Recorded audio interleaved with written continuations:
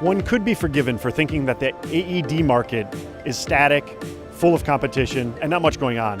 There's one company, Rapid Response Systems, who's turned everything on their head, and it's paying off here at the MEDICA. There's a storm at the booth. They can't save themselves from conversations. Speaking to Donovan Casey, he's the chief of the company. Donovan, a little explanation, why are there so many people here? I think we're about to change the paradigm of AEDs.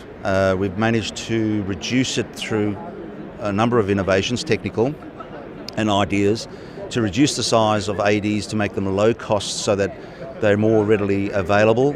And if they're more readily available, they're proximal to be able to save someone from cardiac arrest, which is the world's #1 greatest killer. And does your solution provide that? It does. We're aiming to have them in every business place, in every home, because 70 to 80% of all cardiac arrests occur at home. And at the moment, the survival rates in the developed countries are 3 to 5%. So out of every 100 people, 95 to 97% are dying.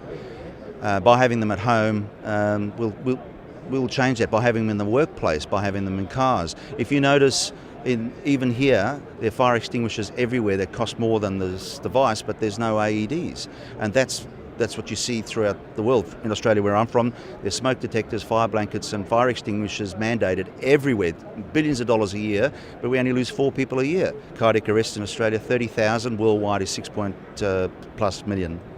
Now, with a focus that much on the price, what do you have to give up in the functionality or the quality of the product?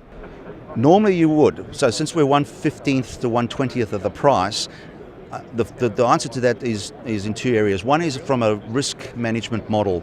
When there's a low incident in someone's in a short space of time, but a high consequence, you need to ameliorate the risk. We haven't before been able to do that with sudden cardiac arrest.